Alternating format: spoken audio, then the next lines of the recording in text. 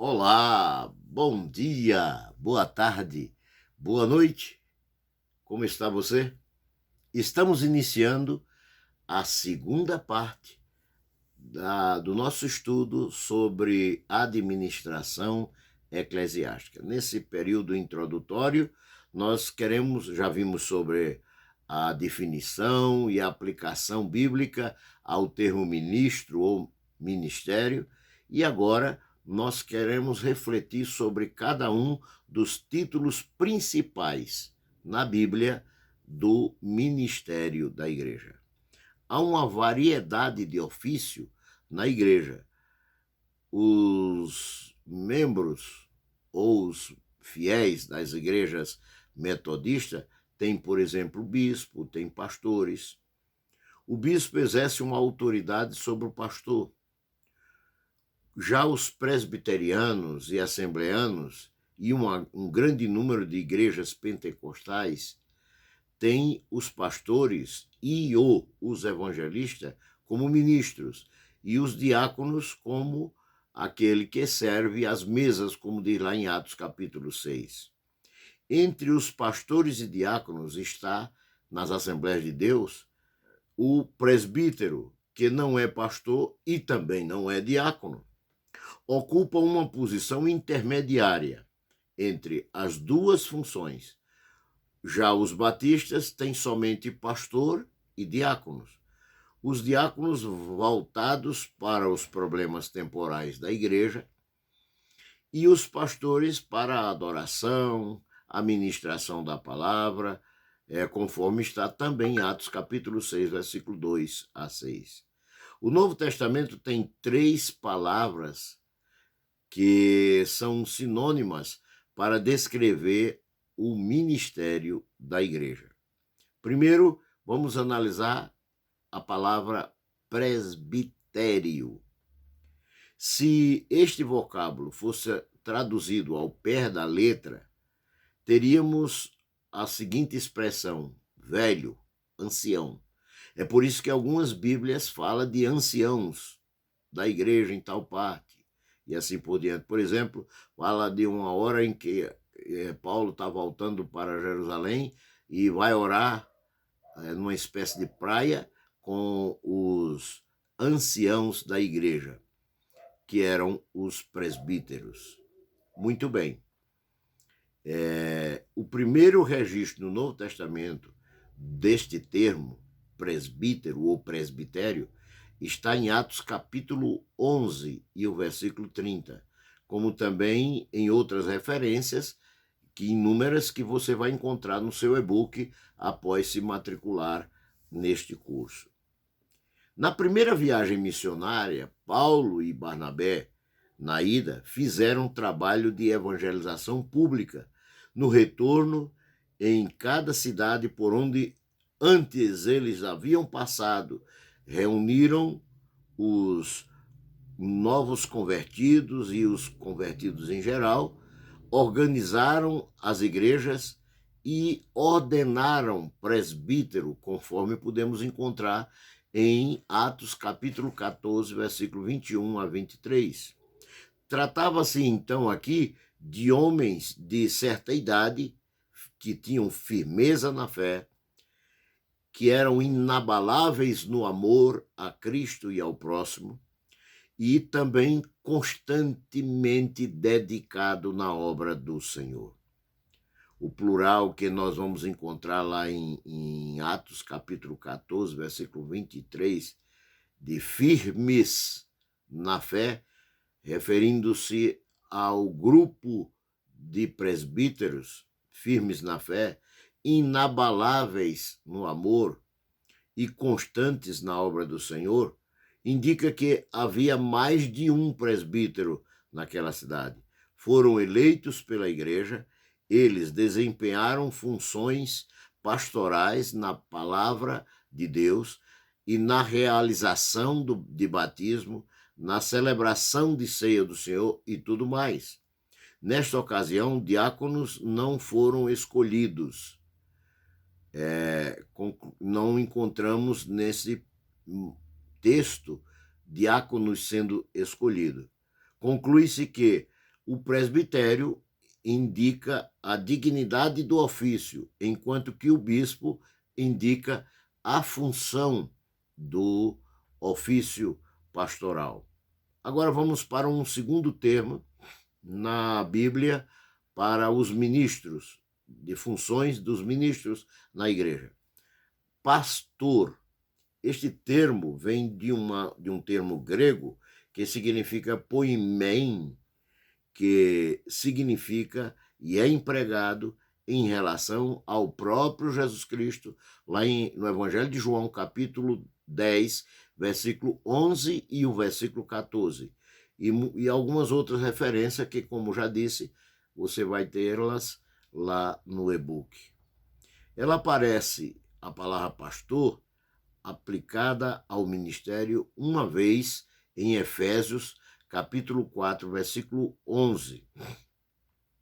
E em Atos 20, versículo 28, ela vem no plural, falando de pastores, como também João 21, 2 e 1 de Pedro 5, verso 5. A função pastoral é de intimidade associada à supervisão pessoal do indivíduo e da coletividade. Zelo pela juventude. Isso é as características que encontramos na Bíblia relacionada com a função pastoral. Indica também a função pastoral, indica também ternura, amor, carinho, além de cuidado e de senso de responsabilidade, da qual o Senhor Jesus Cristo exigiu de Pedro, lá no Evangelho de João 21, versículo 15, quando ele exige por 3 vezes que ele apacente as suas ovelhas. Terceiro termo, que é o termo bispo, que vem do grego episkopos, é empregado 4 vezes por Paulo. E eu vou citar aqui, porque são poucas referências, Atos 20, versículo 28, Filipenses capítulo 1, versículo 1, e 1 Timóteo capítulo 3, versículo 2, e Tito capítulo 1, versículo 7. Nessas 4 vezes são usados para designar o ministério e também uma igreja em relação ao Senhor Jesus Cristo. Muito bem, prosseguindo, também vamos encontrar que indica não um ofício, mas uma função. Então, ser bispo não é um ofício, é uma função. Não é um status, não é uma condição hierárquica superior, mas uma função de supervisão na maioria das vezes. O trabalho específico de um pastor, dotado de uma visão administrativa, é de ser um superintendente. O feitor de uma fazenda seria um pastor. O gerente geral de uma empresa seria um pastor. Ou seja, naquela época, usado o mesmo termo, episkopos. Ele não faz todos os trabalhos, mas organiza e providencia tudo e depois ele supervisiona todos os trabalhos que são realizados. Portanto, o termo episkopos era dado a quem tinha função de vigiar, fiscalizar embarcações também. Os gregos e romanos usavam este termo para designar o superintendente de uma obra qualquer, uma construção qualquer, e também de uma igreja, no sentido sagrado. O bispo, como o pastor, tem a responsabilidade de ver se o serviço está sendo feito a contento, se está bem feito. Ele é quem dava a análise final numa construção. Não se encontra no Novo Testamento o uso do vocábulo bispo no sentido de um ofício eclesiástico, o que tem autoridade sobre outros, mas o que tem a condição de supervisionar a iguais a ele. É este o sentido que se encontra normalmente no Novo Testamento. Muito bem, há 3 palavras sinônimas para descrever o mesmo ofício ou a função pastoral. Pastor, que é trabalhador, o evangelista, o mestre, o presbítero e o bispo. São termos diferentes e com funções dos mensageiros de Deus, sem uma mínima ideia de uma oligarquia, mas de um princípio hierárquico de parceiros ou de companheiros para a organização de um trabalho. Em Atos capítulo 20, o versículo 17, Paulo recebe os pastores de Éfeso no porto de Mileto. Há pouco eu citei sobre isso. Neste texto, os homens são chamados de bispos, cujo trabalho é pastorear a igreja de Deus. Do exposto que nós temos, concluímos que pastor, ou presbítero, ou bispo são sinônimos. Então, concluímos que são 3 palavras sinônimas. Não tem significações diferentes. Pode ter até, em alguns casos, aplicações. Eu volto a dizer, as denominações têm institucionalmente sua colocação hierárquica, né? Mas não oligárquica, para cada uma dessas funções. Entretanto, nós estamos nos atendo ao máximo às 4 linhas, ou os 4 pontos da palavra de Deus, que é a Bíblia Sagrada. Em 1 Timóteo, no capítulo 3, Paulo alinha instruções dos que aspiravam o episcopado. Portanto, é idêntico ao que nós vamos encontrar em Tito, capítulo 1, onde aparece a palavra presbítero. Então, do mesmo jeito que o apóstolo São Paulo, em Timóteo, chama de bispo ou de pastores, também chama de pastores ou presbíteros em Tito, certo? Então, fechando aqui esta parte, conclui-se que são os termos usados para o presbitério, ou seja, estas funções formavam o presbitério da igreja. A versão revista e atualizada diz: merecedores de dobrada honra. A linguagem de hoje, porém, traduz dizendo que merecem pagamento em dobro. O presbítero também, que também é um pastor e também é um bispo, recebe salário do rebanho que apacenta, enquanto os presbíteros calvinistas não recebem nada. Em Tito, capítulo 1, versículo 5, Paulo emprega o termo presbítero. Já no versículo 7, ele aparece com o termo bispo, de onde se conclui que ambas palavras são sinônimas. Em Filipenses, capítulo 1 e o versículo 1, Paulo fala apenas de 2 únicos cargos bíblicos da igreja na era paulina: bispos e diáconos. Bispo, na terminologia romanista, na terminologia anglicana e metodista, é sempre singular. Ao passo que em Filipos era empregado no plural, como também em Atos capítulo 11, versículo 30, que refere-se a presbíteros.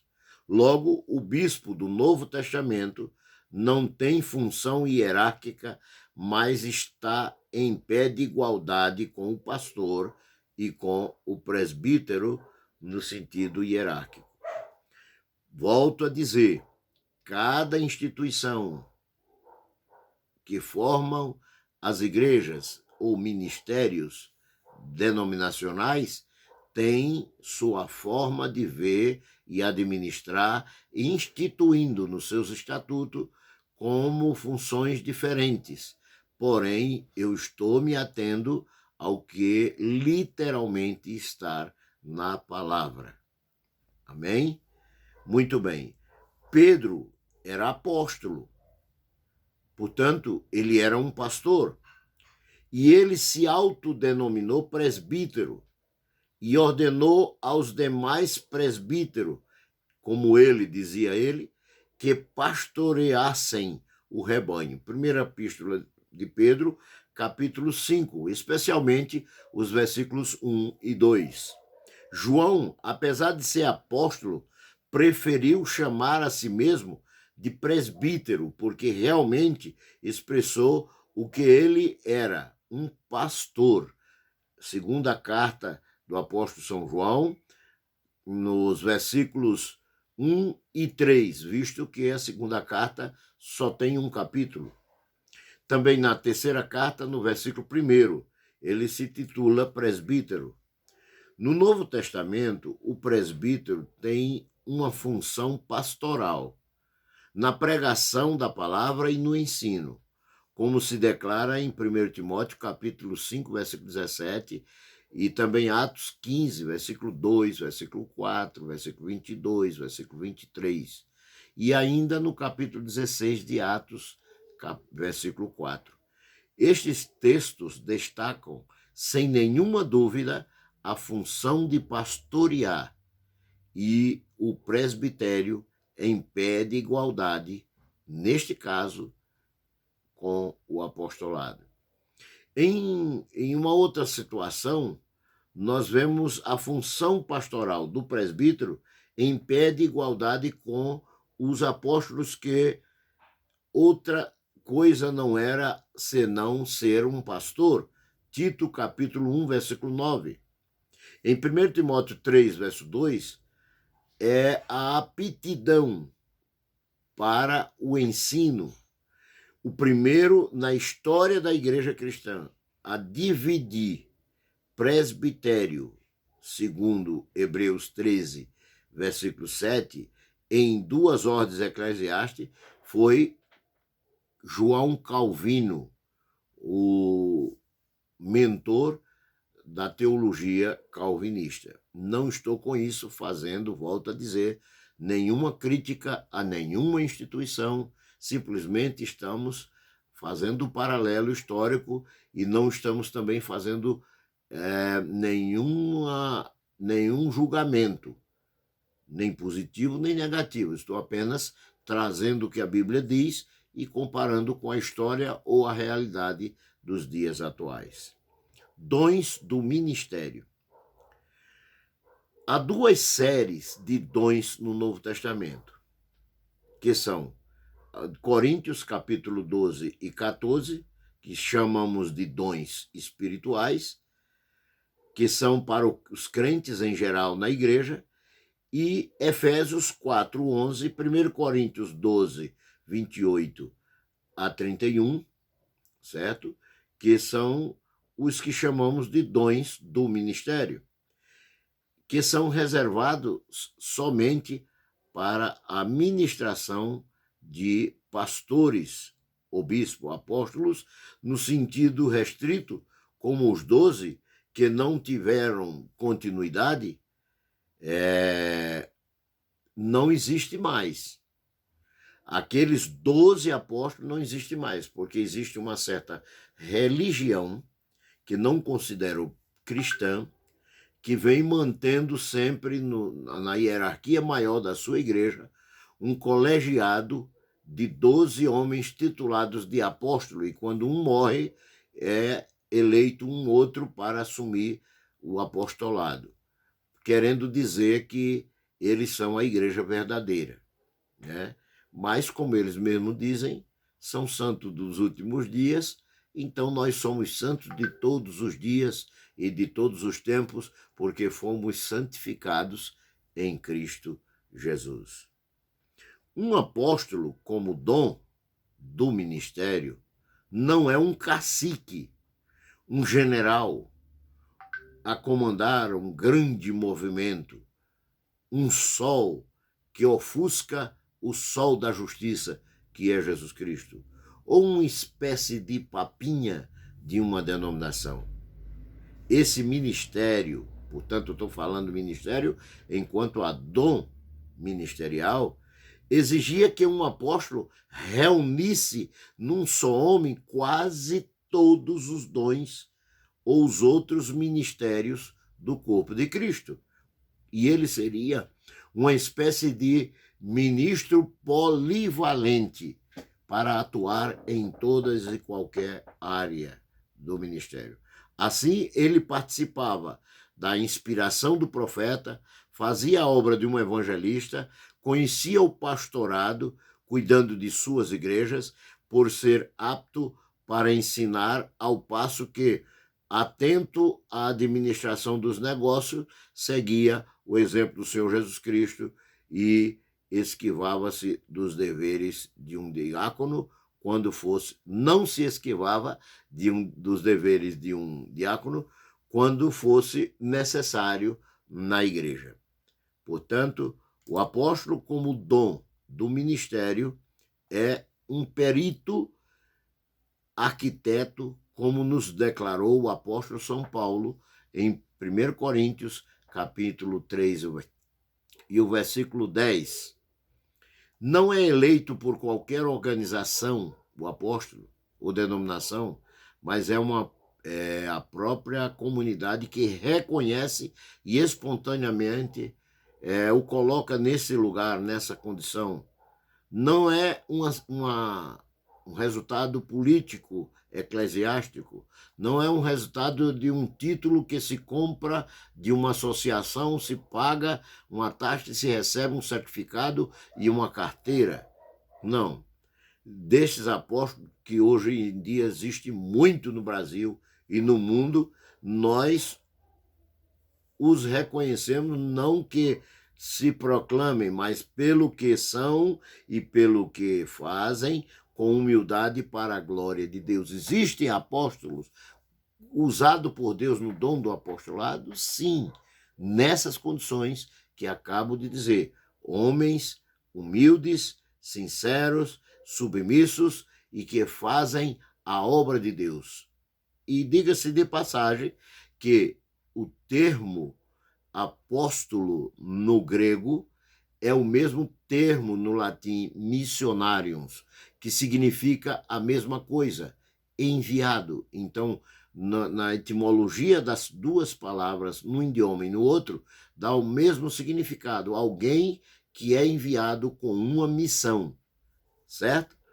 O apóstolo, ou aliás, agora vamos para refletir sobre o profeta como dom do ministério, e não como devemos confundir com o profeta dos dons espirituais. Existe o profeta declarado lá em Coríntios dos dons espirituais, que está no corpo da igreja. Existe o ministro de Deus, né? O diáconos, o ministro de Deus, que exerce um ministério e que é usado por Deus para ministrar como profeta. Há várias referências na Bíblia e estão aí no seu e-book. E volto a dizer, assim que você fizer a sua matrícula nesse link aqui embaixo, fatemipac.cursife.me, você receberá o e-book e terá então as devidas referências sobre isso. O profeta não é um mero pregador da palavra de Deus, nem um mero mestre da Bíblia, nem um preditor apenas de futuro, nem um super-homem na igreja. Porque há esse perigo também nos dias atuais. O profeta é um ministro de Cristo. ele é um pregador, sim, da palavra. Não usa argumentos da lógica, ainda que o diga que é lógico ou que utilize-se da lógica para esclarecimento da visão profética. Ele não usa apenas a erudição, nem os arrobos da oratória, nem da psicologia, nem apela para a ignorância, nem para o misticismo. Ele só prega a palavra, e somente a palavra inspirada pelo Espírito Santo, apelando para os sentimentos e emoções. Sim, ele é um homem que conhece o autor da palavra, conforme Atos capítulo 4, versículo 13. É um homem de discernimento, que ele vem do conhecimento da palavra de Deus, o discernimento, e ninguém o engana. Sabe provar os espíritos, conforme está escrito em 1 de João, capítulo 4, versículo 1. Ele presta grandes auxílios na atividade profética da igreja. Desde então, o ofício de profeta permanece, não acrescenta algo e é perfeito revelação das Escrituras. Mas para o corpo de Cristo é mediante o inspirador dom de um ministério que interpreta e aplica essas Escrituras com novas luz, com vida e poder a cada operação, a cada circunstância, por uma renovada e imediata operação do Espírito Santo. Portanto, a sua palavra profética não é apenas uma adivinhação futurística, mas é, acima de tudo, o esclarecimento aplicativo da palavra de Deus, de tal forma que se pode entender, receber e ser transformado pela palavra de Deus. Portanto, é preciso tomar cuidado com pessoas que se dizem profetas e andam pelo mundo usando da exploração da boa-fé das pessoas, vivendo de casa em casa, como a Bíblia até condena isso, né? Vivendo de casa em casa e inventando profecias que agradam o ego de quem lhe dá alguma coisa, ou profecias que desagradam o ego de quem não lhe deu nada. Partamos agora para refletir sobre o evangelista. 3 vezes aparece esta palavra na Bíblia, especialmente no Novo Testamento. Em Efésios 4:11, em Atos capítulo 21, versículo 8, e 2 Timóteo capítulo 4, versículo 5. O evangelista, ele tem nele um dom do ministério, não é um seminarista, como algumas instituições chamam de evangelista uma pessoa apenas porque é um seminarista, um auxiliar do pastor, um moço do profeta, um dirigente de congregação. Evangelista é um pastor itinerante, como Filipe era, que, escolhido como diácono, o Espírito Santo o chamou para o ministério da palavra, ganhou almas em Samaria, Assoto e em Cesareia, e é chamado de evangelista em Atos capítulo 21, versículo 8.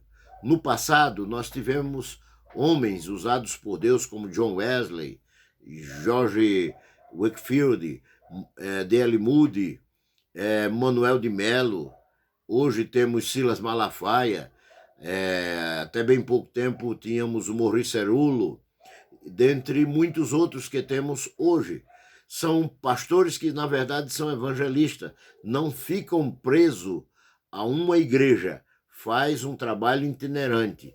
Este magnífico dom ministerial aparece em várias referências, como Efésios 4:11, e como pastoral em Atos capítulo 20, versículo 28. Aplicando este mesmo termo, foi aplicado à pessoa do nosso Senhor Jesus Cristo e aparece em várias referências. Volto a dizer que você encontrar no e-book que você vai receber logo após ter se matriculado no curso de Administração Eclesiástica. Nós estamos trazendo aqui esta questão para trazer um esclarecimento maior. Muito bem, o evangelista aparece com o trabalho pastoral. Em Jerusalém surgiu o primeiro rebanho através de uma obra direta do Espírito Santo.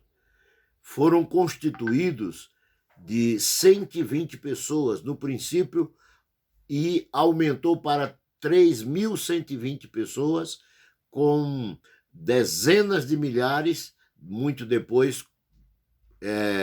No princípio, os 12 cuidavam de tudo. Houve problemas e os 12 apóstolos passaram a cuidar da oração e da administração da palavra. Foram escolhidos 7 diáconos, servos, cuidavam do serviço das mesas. Lá em Atos, capítulo 6, verso 2, volto a repetir a referência, porque se faz necessário. O trabalho do Senhor foi além de Jerusalém, chegou até Antioquia da Síria, e já em Atos, capítulo 9, 31. A Antioquia organizou um trabalho nos continentes, e em cada cidade haviam presbíteros, como Atos 14, e versículo 23 declara. Na era apostólica, já vamos encontrar pastores em cada igreja. Filipenses 1, versículo 1. O presbítero recrutado entre os novos convertidos das igrejas deveriam ser homens de negócio e de trabalho. Alguns se dedicaram ao trabalho do Senhor e passaram a dar o tempo integral ao ministério, e o apóstolo Paulo mandou dar a estes homens o salário dobrado. 1 Timóteo 5, versículo 17. Pelo retrato que a Bíblia guarda de alguns pastores, homens transformados pelo Espírito Santo, cheios da graça do Senhor Jesus Cristo, revestidos do poder do Espírito Santo, conduta exemplar, ilibada, irrepreensível, consagrados, dedicados exclusivamente ao ministério da palavra. Bons chefes de famílias, sérios e operosos, não para os presbíteros que tinham de que sobreviver e trabalhavam secularmente e se dedicavam ao ministério apenas em alguns momentos para fazer a obra do Senhor quando lhe sobrava. A estes, o apóstolo não pediu que se lhe desse porção dobrada. Encontramos esses procedimentos em muitos servos de Deus nos dias atuais, que sacrificam-se por Cristo, colocam o reino de Deus acima de tudo e constitui a galeria daqueles que vivem para glorificar a Deus 24 horas por dia.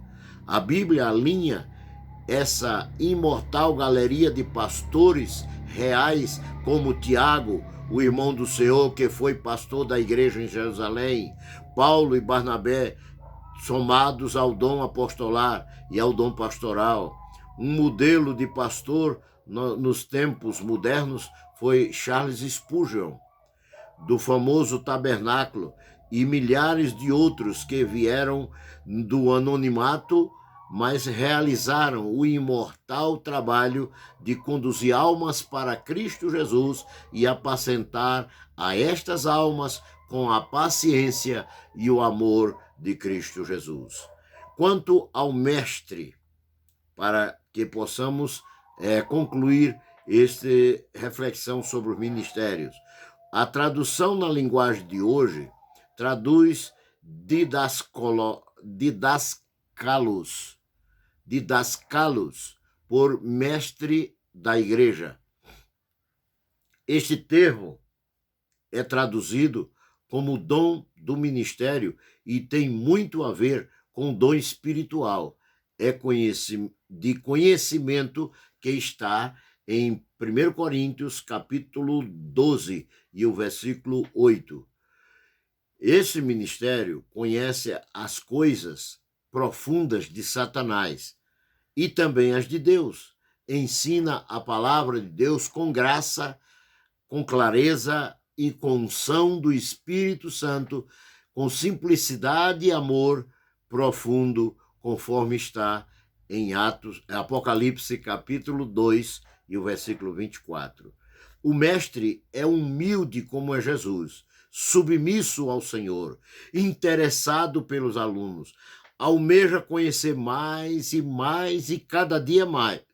Anda com Deus para compartilhar na palavra de Deus. Volto a dizer, tudo que nós estamos falando aqui está na Bíblia e você vai encontrar a cada um destas argumentações, você vai encontrar referências, não apenas uma, mas na maioria das vezes até mais de 10 referências que vão endossar, fortalecer e provar que estamos argumentando apenas os argumentos da Bíblia Sagrada. Muito bem, o mestre, ele ama a palavra de Deus e, como Davi, ama a lei do Senhor. Leva uma vida de pureza, é dócil como Moisés, vive o que ensina, a palavra de Cristo que habita ricamente no seu coração. Sua palavra é cheia de autoridade, como a do Senhor Jesus, e também é ungida e é cheia de compaixão. Então, o que o mestre ensina? É a pergunta que fica aqui diante de tudo isso que acabamos de dizer. O mestre ensina o que Jesus, mestre por excelência, lhe ensinou através da inspiração e unção do Espírito Santo. Ao longo da sua jornada, Jesus ensinava aos seus discípulos. Moisés doutrinava o povo hebreu. E é importante dizer que o ensinamento no plano da redenção é tão importante no Novo Testamento para exortar a cada crente a viver uma vida em santidade, como as palavras do mestre Moisés no deserto que ensinava.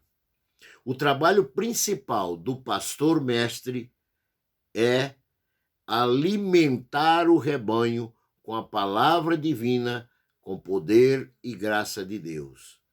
O apóstolo São Paulo, na primeira carta aos Coríntios, no capítulo 3, o versículo 6, ele diz: ele plantou, Apolo regou. Ele disse que ele, Paulo, plantou. Apolo regou, mas o crescimento veio de Deus.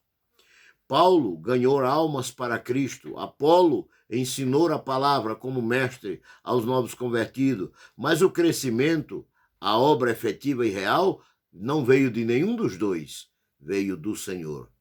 O homem não deve se gloriar de que seja isso ou aquilo na casa do Senhor. Toda honra e toda glória deve ser de Deus. Paulo era mestre, fiel e dedicado, como nós pudemos constatar em Atos capítulo 20 e o versículo 20. Os vários dons do ministério numa igreja visam tornar o rebanho do Senhor Jesus Cristo edificado e alimentado. Muitas igrejas nunca chegam a ser edificadas porque são montes de pedras, pilhas de tijolo, montes de areia, sacos de cimento e de cal, madeira, ferro, telha e etc., em forma de templo. Mas dentro são apenas shows, uma casa de shows religiosos, onde se canta e se estimula o ego dos que ali frequentam e a carnalidade, e quando passa aquela alegria do ritmo da música, passa também aquilo que pensavam ser o ritmo da unção do Espírito Santo. As chamadas testemunhas de Jeová leva essas pessoas nas suas casas e arrebanham para a heresia, como fazem também os mormons e muitas outras seitas falsas que existem.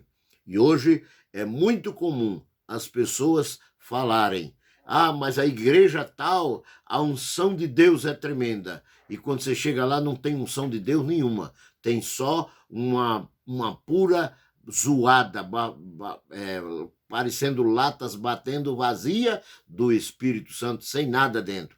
Vazias do Espírito Santo.